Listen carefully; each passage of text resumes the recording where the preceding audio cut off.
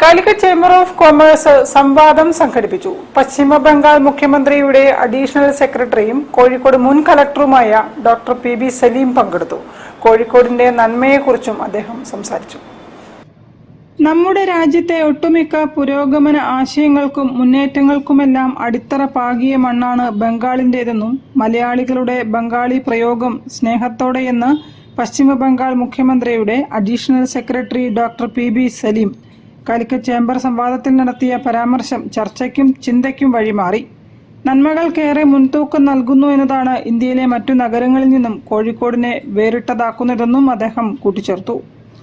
കോഴിക്കോട് വരുമ്പോൾ ആണ് നമ്മൾ കോഴിക്കോടിന്റെ ഒരു മഹാത്മ്യം. കോഴിക്കോട് എന്തുകൊണ്ട് കോഴിക്കോടാണ്, കോഴിക്കോട് എന്തുകൊണ്ട് മറ്റ് സ്ഥലങ്ങളിൽ നിന്ന് മറ്റു സിറ്റികളിൽ നിന്ന് വ്യത്യസ്തമാണ് എന്ന് വീണ്ടും വീണ്ടും മനസ്സിലാക്കുന്നത്.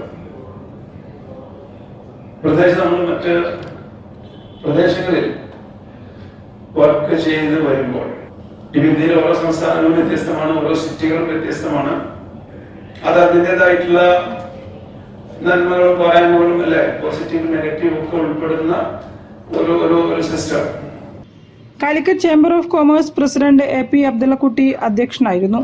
കേന്ദ്ര സംസ്ഥാന അംഗീകാരങ്ങൾ ലഭിച്ച ചേംബർ അംഗങ്ങളായ അഡ്വക്കേറ്റ് സിറാജുദ്ദീൻ ഇല്ലത്തൊടി, PK കബീർ സലാല എന്നിവർക്ക് ചേംബറിന്റെ ഉപഹാരങ്ങൾ PB സലീം സമ്മാനിച്ചു. Secretary Bobish Kunnath, vice president PM Shanavas, doctor K Moidu, Rafi P Devasi തുടങ്ങിയവരും സന്നിഹിതരായി. News bureau, Kozhikode.